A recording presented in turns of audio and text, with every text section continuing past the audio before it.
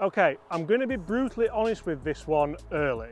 These new Ping irons scare the daylights out of me. Introducing the brand new for 2024 Ping Blueprint T irons. Now, if you want an iron that looks, well, I'll go ahead and say it, it looks beautiful, doesn't it? I think simplicity really is the key with what Ping are trying to do here. They do still have technology in there, which we're going to talk about in today's video. We'll give them a test out here on the golf course and we'll talk numbers, which I've already done in the studio. But are a lot of people going to buy these just because they look so good? I think they potentially will. I have just reviewed the brand new Ping Blueprint S irons. Very impressed with those. Pretty forgiving, very, very workable, and they feel gorgeous. So how will these compare? Let's find out. And I suppose one of the first things I need to mention in this video is I think a lot of people will potentially go split set with these clubs. I think a lot of people will go S in the long irons, T in the short irons, and have a nice mishmash set. Now, mishmash set, try saying that fast. And we'll have a nice mixed bag set. Now, these irons come in exactly the same loft in both sets, so it's very easy to do so, which I think is a very good idea from Ping, so people can have exactly what they want. You will hear me talk about the looks of these clubs on more than one occasion in this video, because I do believe that is the big talking point. They look so good. That felt very difficult to hit. It looks tiny down at the ball. The blade length is reduced. It is one of the smallest blade lengths, to be honest, I've possibly ever seen. And although it was a nice strike and nice turf interaction, you can see I've just caught that a little bit out of the toe. And that's resulted in a compromised feel and also a compromised ball flight because we've missed the green. This looks so small. I know someone who's, that felt so good though. Go on, that could be really close. Right, that felt delightful. I sort of get it. I know someone who's ordered a full set of these, John, and I couldn't have them in the bag. The blade length is that. Wait till we look at the 4-iron. The 4-iron, you can see here, looks tiny, but I think there's something to be said in that. I think a lot of golfers sometimes play better with a shorter blade length, with a smaller head, because it makes you focus. It actually might make you go to the range and work on your game a little bit more, which if it does, fair play to you. Everyone has their own forms of motivation. Can we draw one in with this 8-iron? That might be another missed green. Is 1 out of 3 okay? Because they do look really, really good. Let's go and see where they've finished. I'll even clean them because they look that good. And I think for me, one of the big interesting talking points is I've spoken to a few people who've tested these irons already and found the numbers really good. They found that they went quite a long way. They found the spin rates in a nice window where you can control the ball. I just think about the forgiveness element. Like, I'm not a pessimistic golfer, but I think about the worst case scenario.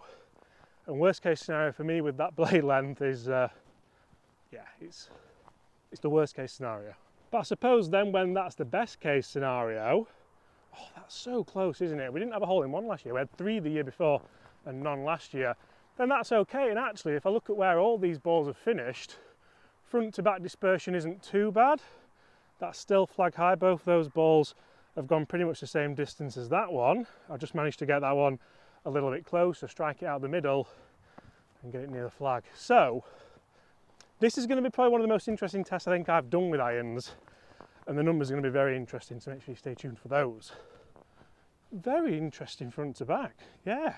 And now I also think what could be a very vital part of which golf clubs you end up with, especially in this Ping Blueprint range, could well be where you get fitted, how you get fitted, and when you get fitted. Because hitting golf balls off a mat like this, I've got the 6-iron here, and this will probably be the fitting club in most fitting sets. 6 or a 7-iron, I can't remember which one it is with Ping, maybe it's a 7, but most people can stand up there on a mat in a fitting, maybe inside, when you've just had a coffee and you've got another coffee coming and you've got brand new Pro V1s and you're hitting either into a screen or down a range from the range mat.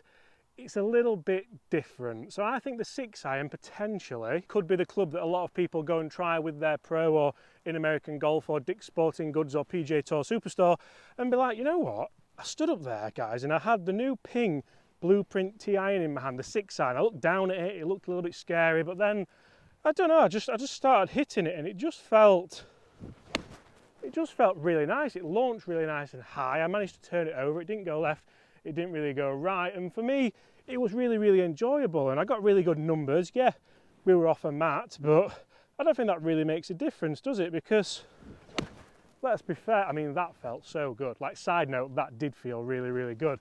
And then you might go and practice with them in the off season at the driving range off a mat.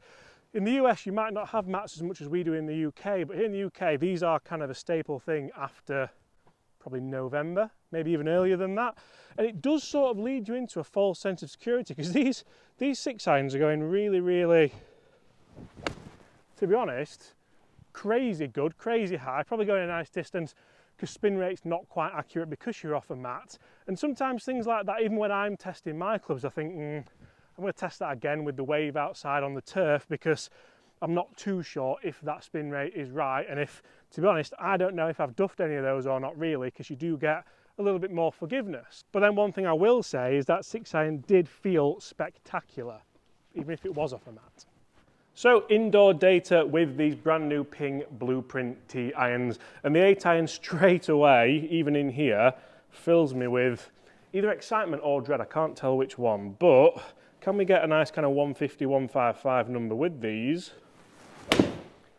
That's the shot that makes you think, you know what, I could game these. Really nice high fade, beautiful strike, felt very buttery, and that is a 151 carry, finishing at 156, spinning at 7,500, so that's quite a good spin rate for me with an 8-iron. I sometimes do have a little bit lower end spin. How consistent can we be with these clubs? Don't do this, James. I always do this. When you're inside, you kind of lull your fencer. 155 on the nose, spinning at 7. Very, very, it's almost easy in here. And this is one of the points I've made outside. When you start going and getting fitted, and this is what you go through, you kind of have a little bit of a purple patch inside. You can lure yourself into thinking, oh, I could game these. That was toey, and that's got 157. Maybe there is a little bit more forgiveness than what I've kind of given these credit for. This is only the 8-iron, so this is the iron that maybe people would split set and have in this Tour head. Stop it, that feels really good. That's performing really nicely as well, and for a club that looks this good, it's got 160 yards. Okay, on to the 6-iron. I'm not going to talk to you anymore about this blade length because it is quite frankly just tiny. Ah, that's the one. That's the one that brings you back down to earth. That's a 6-iron. It wasn't a shank, it was just Healy, and that's only gone 157. These are the honest ones that we, yeah. That's the one you hit after a Healy one. 180. Numbers are okay. That was just a pull though, to be honest. 192 total. And that's the shot. That is gorgeous. That's a really nice penetrating ball flight. And that one, 185, 195, spinning at 4.5. You just have to be on the money with these. You have to be on the nose. Now, the interesting thing about a set of irons is that it is just that, a set of irons. It has to work for you throughout the full set of irons. So when it comes to the pitching wedge, for me a pitching wedge is usually around a 130 to 135 club. Sometimes a power one might be a 140, but very rarely. And I get really annoyed if I start missing the green from that distance. And yes, Tour pros do sometimes miss the green from that distance. You're not always going to hit the green from that distance, but I feel like you've almost done the hard work. You've maybe hit the good drive, or you've got yourself back in play. Now's the time where you don't want to be too attacking, but you want to make sure you don't compound a mistake or just make a mistake. So from this distance, I want something that's going to perform. That might have to be, I mean, this does look gorgeous down at the golf ball. I'm going to admit, I'll put this on screen now for you, it just looks stunning. I love how the heel is a little bit higher than maybe some other irons, so the whole head looks a little bit more rounded. So as you go down the set, they do look stunning. Do they perform nicely? Right, that's as good as it's going to feel. That is really, really nice, and that is quite close actually as well. Turf interaction wise, very, very nice. Pitching wedge. It does feel rather spectacular. That's moving quite a lot in the air actually. It's a little bit probably more movement than I would usually have on a pitching wedge, but then it's a very, very small, sleek looking head. Turf interaction is very nice. Even when you take a bit of a slug like that. So let's talk elephant in the room. And when I say elephant in the room, I don't mean something big and glaring, because this 4-iron is neither big nor glaring. It's actually quite small and beautiful. But it is an elephant in the room because I mentioned right at the start of this video, it looks tiny. I think that's going to appeal to a very small population of golfers, but it is going to appeal to a population of golfers. So we'll test it and we'll try it. I think even some of the world's best players, this would give the heebie-jeebies, and you've probably seen that. I think Louis Oosthuizen had these in the bag, and I think Tony Finau tried them. I'm not sure if they're in there. But if I put my best swing on this, it will go 210 yards, maybe 215. It will feel fantastic, and I will feel like the best golfer in the world for a split second impact. If it doesn't go well, yeah, we'll not go there for now. We'll try and stay confident over this one. Right, that was okay. That was a little bit heely. I've not had much turf interaction. It's probably gone around 200. I'm quite happy with that, to be honest. That was pretty good. I think if I was playing with a card in my hand and I was already a little bit anxious and stressed, because that's how I get when I'm competing, not that I ever compete anymore really, but I think my swing wouldn't be as free-flowing, it wouldn't be as fluid, it wouldn't really be as confident. I'd want to almost kind of nudge this down there. That was good. That's the shot that you have to be careful of in fittings, because if you hit that one and go, right, John, full set, in the bag please, thank you very much. I don't know, you've got to be careful. Can we hit another good one? Another good one, and really we should just be on tour, shouldn't we? What about a nice low stinger?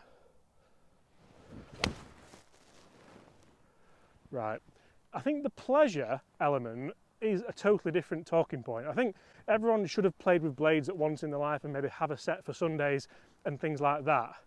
Would I want to game this club? No. But that's me. That's very subjective. Maybe you would want to. Guys, thank you so much for watching. I really hope you've enjoyed that. If you have, smash that subscribe button below. And apart from that, I'll see you all at exactly the same time tomorrow. I might have to go and put this in my office because it does look good.